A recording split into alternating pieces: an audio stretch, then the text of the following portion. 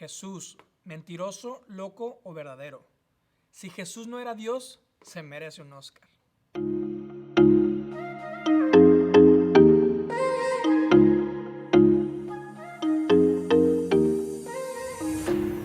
Hola, bienvenidos, saludos a todos. Mi nombre es David Isaí Núñez. Soy graduado de nuestro Instituto Bíblico aquí en LSC San Antonio y tengo más de 10 años sirviendo y apoyando aquí a la iglesia local con nuestro pastor, y estoy actualmente apoyando a nuestros directores de Instituto Bíblico de aquí de LSC San Antonio. Y pues bueno, el día de hoy continuamos con nuestra unidad 1 y el día de hoy vamos a ver lo que es Jesús y su deidad, o Jesús es Dios. Les recuerdo antes que nada que no se les olvide darle like a la clase y que puedan ponerle presente y que estén participando en el chat.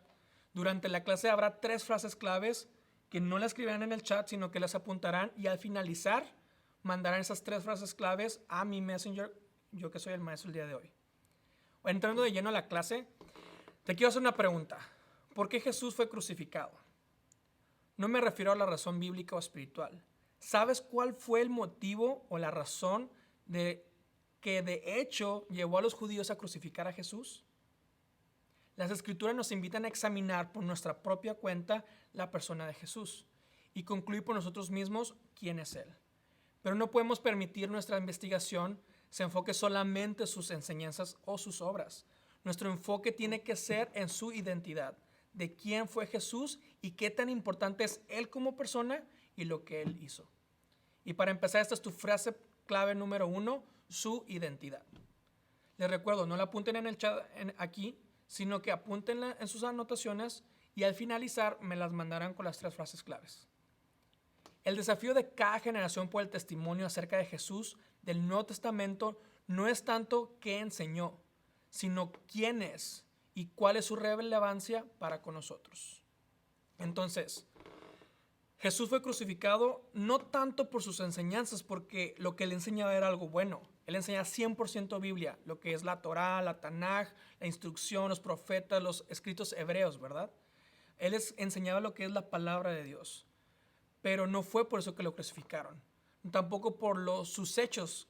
Hizo milagros, echó fuera demonios, bendecía, sanaba, ¿verdad? Aunque eso levantó mucha envidia y polémica a los que querían torcer los hechos de Jesús, no fue por eso la razón que lo crucificaron. A él lo crucificaron o lo llevaron a la cruz por lo que él decía de quién él era. De modo que preguntamos, ¿quién es Jesús? ¿Qué clase de persona es él? Veamos, como decíamos, su identidad. Jesús no encaja en el modelo de otros líderes religiosos. Thomas Schultz escribe: ninguno de los reconocidos líderes religiosos como Confucio, ni Moisés, ni Mahoma, ni Buda, ni siquiera Pablo, ninguno de ellos ha declarado ser Dios, con la excepción de Jesucristo. Jesús es el único líder religioso que ha alegado ser deidad y la única persona que ha convencido a una gran porción de la humanidad de que Él es Dios. F.J. Meldau nos dice acerca de Jesús: sus enseñanzas eran la última palabra por encima de la de Moisés y de los profetas. Nunca añadió mejoras o revisiones a sus pensamientos. Nunca se retractó o cambió. Nunca se permitió adivinar, suponer o hablar con algún grado de incertidumbre. Eso es tan absolutamente contrario a los maestros humanos y a sus enseñanzas. Así que podemos ver que tanto Jesús tenía bien claro quién era o quién es. Es que todos los que lo rodeaban y llegaban a saber de él sabían quién él decía y creía que él era. Pero lo que lo condujo directamente a la ejecución era su afirmación sorprendente de que él, un sencillo hijo de carpintero, había crecido entre el aserrín del taller de su padre adoptivo y en realidad Dios en la carne. Marcos 14, 61 al 64 nos dice: pero él callaba y no respondió nada. Otra vez, el sumo sacerdote le preguntó y le dijo: ¿eres tú el Cristo, el Hijo del Dios bendito? Jesús le dijo: yo soy, y además veréis al Hijo del Hombre sentado a la diestra del Padre, viniendo con las nubes del cielo. Entonces el sumo sacerdote rasgó sus vestiduras y dijo: ¿Qué más necesidad tenemos de testigos? Vosotros habéis oído la blasfemia. ¿Qué os parece?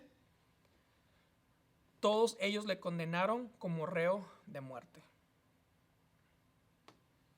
Uno puede responder, pues por supuesto, es presentado de esta manera en la Biblia porque fueron escritas por sus seguidores, quienes querían hacer que todos lo vieran de esta manera. Sin embargo, si quitamos la Biblia o la descartamos, no quitamos toda la evidencia que existe acerca de Jesús. Como vimos en las clases pasadas, aprendimos, ¿verdad? Jesús es un Jesús histórico. Hay documentos históricos que mencionan a Jesús con sus obras y sus enseñanzas.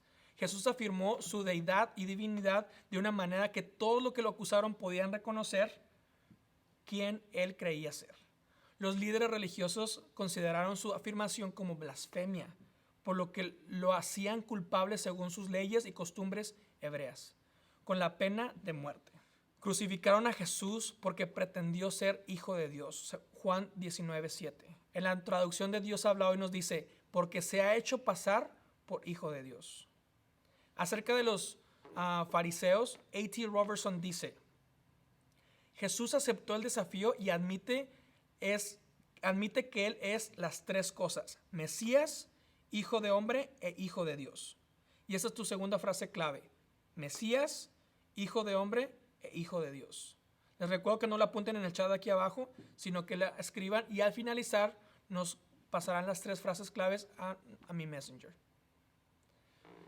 La frase de vosotros decís, de Lucas 22:7, viene del griego umeis legete, que es simplemente una expresión para decir sí, comparado con el yo soy que Jesús usa en Marcos 14:62 y con la frase tú lo has dicho de Mateo 26:64. Esta respuesta por la que el sacerdote se rasgó sus vestiduras, ya que le prohibía la ley al sumo sacerdote rasgar sus vestiduras por asuntos personales según Levíticos 10:6 y Levíticos 2:10. Pero si estaba actuando como un juez, la costumbre exigía expresar su horror ante cualquier blasfemia que fuese pronunciada en su presencia. Así que enfoquémonos en la respuesta que Jesús hizo. Tú lo has dicho, Mateo 26:64. O tú lo dices, Lucas 23:3. Puede sonar como una respuesta evasiva al oído moderno, pero evidentemente no tenía la connotación a la mente judía contemporánea de Jesús. Tú lo dices, Mateo 27:11, era la manera tradicional de cómo un judío culto contestaba la pregunta de importancia grave de implicaciones tristes. La cortesía del día prohibía un sí o un no directo. Un erudito del Nuevo Testamento y autor de varios libros escribe, hasta parece que Jesús, aquí por su manera de expresar las cosas, esté enjuiciando a los que lo están interrogando. Pero no se detiene ahí, añade, y además veréis al Hijo del Hombre sentado a la diestra del Padre, el Todopoderoso, y viniendo en las nubes del cielo. Marcos 14:62, parte 2. La respuesta combina la descripción entre Daniel 7:13 y Salmo 110:1. Miraba yo en las visiones de la noche, y aquí en las nubes del cielo veía uno como un hijo de hombre que vino hasta el anciano de días y le fue dado dominio, gloria y reino para que todos los pueblos, naciones, lenguas le sirvieren. Su dominio es dominio eterno que nunca pasará y su reino uno que no será destruido.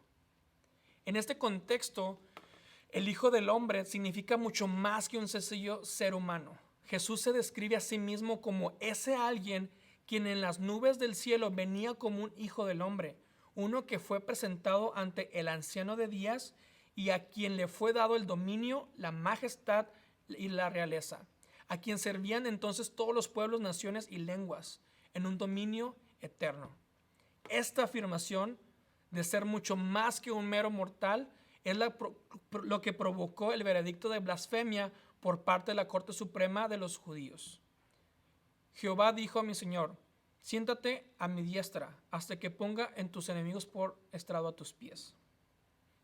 Entonces, queda claro que el testimonio de Jesús que quiso dar en sí mismo y que vemos que los judíos deberían haber entendido su respuesta como afirmación que efectivamente Él era Dios. Entonces ellos tenían que encarar dos alternativas.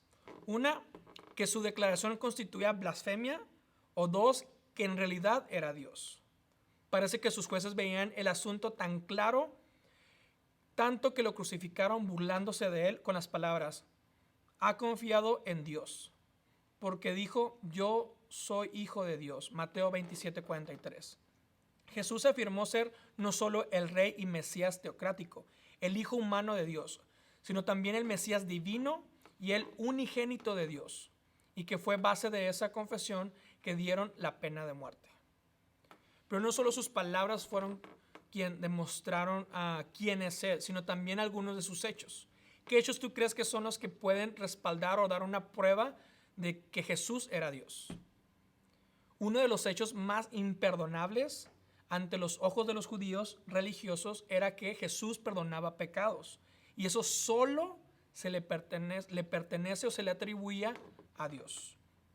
Veamos acerca del carácter de Cristo. Jesús en muchos casos dejó revelada su divinidad indirectamente a través de sus palabras y sus obras. Los evangelios nos enseñan de sus hábitos, de sus acciones diarias ante las situaciones. El apóstol Pablo escribió en Filipenses 3, 7 al 14, su deseo de llegar a ser y tener el carácter de Cristo Jesús. Entonces Jesús perdona pecados. Y viendo Jesús la fe de ellos, dijo al paralítico: hijo, si tus pecados te son perdonados. Algunos de los escribas que estaban ahí presentes razonaban en sus corazones: ¿por qué hablaste así? Blasfemia. ¿Quién puede perdonar pecados sino solo uno? Dios. Marcos 2:5. La mente judía educada, como está en la ley de Dios, la idea de que un hombre podía perdonar pecados es inconcebible. El perdón solo corresponde a Dios. John Scott, reconocido erudito, escribe: podemos perdonar las ofensas de otros que otros nos hagan, pero los pecados que cometemos hacia Dios, solo Dios puede perdonarlas. Algunos pueden cuestionar si Jesús realmente tenía la autoridad divina para perdonar pecados. Evidentemente Jesús sabía que su público tenía esas dudas, y de modo que él comprobó su autoridad.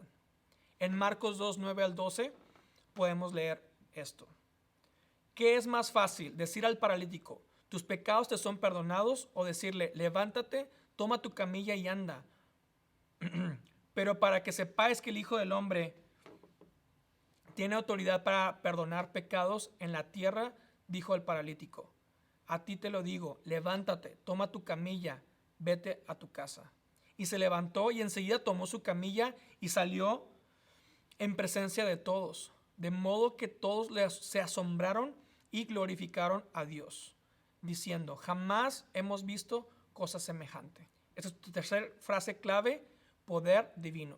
No la apuntes aquí, recuerda, haz tus anotaciones y al finalizar me mandarás las 3 frases claves a mi Messenger. C.E. Jefferson declaró esto: Jesús perdonó pecados, habló como un hombre que tenía autoridad. Aún los peores pecadores, cuando caían arrepentidos a sus pies, recibían de él la seguridad del perdón. Ahora te pregunto, ¿te acuerdas tú cuando te arrepentiste de tus pecados? ¿Cómo fue? ¿Te quedó alguna duda si había sido perdonado? Pues bueno, estas personas que habían tenido un encuentro con el Señor Jesús, no les quedó duda en absoluto que ellos habían sido perdonados. Y qué hermoso, ¿no? Ahora, si como hablamos que Jesús fue el único líder religioso que declaró que era Dios, también hubo otras características únicas que destacan de Jesús, como lo que dijo en Juan 14:6. Yo soy el camino, la verdad y la vida. Muchos líderes religiosos dijeron saber, tener o conocer la verdad y el camino, pero solo Jesús dijo, yo soy. Ahora, nos enfocaremos en el yo soy la vida, una prueba y una evidencia más de que Él declara ser Dios. Jesús declaró ser vida. Al analizar esta declaración, Merrill Tenney nos dice que el Señor no dijo que conocía el camino, la verdad y la vida, ni que Él enseñaba tales cosas, ni que calificaba para exponer un nuevo sistema, sino que Él declaró ser la clave final de estos misterios. En Jesús hay vida. 1 Juan 5, 11 al 12 nos dice, Y este es el testimonio que Dios nos ha dado vida eterna. Y esta vida está en su Hijo. Y el que tiene el Hijo tiene la vida. El que no tiene el Hijo de Dios no tiene vida. Así que Jesús tiene autoridad. En el Antiguo Testamento dice claramente que Dios es el juez sobre toda la creación. Lo dice en Génesis 18:25, Salmo 50 del 4 al 6 y Salmo 96:13. Sin embargo, en el Nuevo Testamento, esta autoridad para juzgar es entregada por el Padre al Hijo. Juan 5:27 dice, y también Dios el Padre le dio a Jesús autoridad para hacer juicio, porque Él, Jesús, es el Hijo del Hombre. Al decir que Él hará juicio al mundo, quiere decir que Jesús hará levantar a los muertos, que Él juntará a las naciones ante Él mismo y que Él estará sobre el trono de gloria y que Él así juzgará al mundo. Algunos tendrán juicio para herencia eterna en el cielo y otros para herencia eterna en el infierno. John Scott agregó, el hecho de que Jesús no solo será el juez, sino que también el criterio de juicio será la actitud de los hombres hacia Él, el trato a sus hermanos seguidores o respuesta a la palabra de Jesús. Es difícil exagerar la magnitud de esta declaración. Escuchen atentamente estas palabras. Nuestro destino eterno depende de esto. Jesús volverá y al final de este mundo para juzgarlos. Y nuestro destino se determinará de acuerdo con nuestra obediencia a Él. Pero no te preocupes ni te asustes, porque como dice Jesús, nuestro Mesías divino, Hijo de Dios viviente y Dios mismo, si permaneces en mí, permanezco en ti. En Él tenemos vida y vida eterna.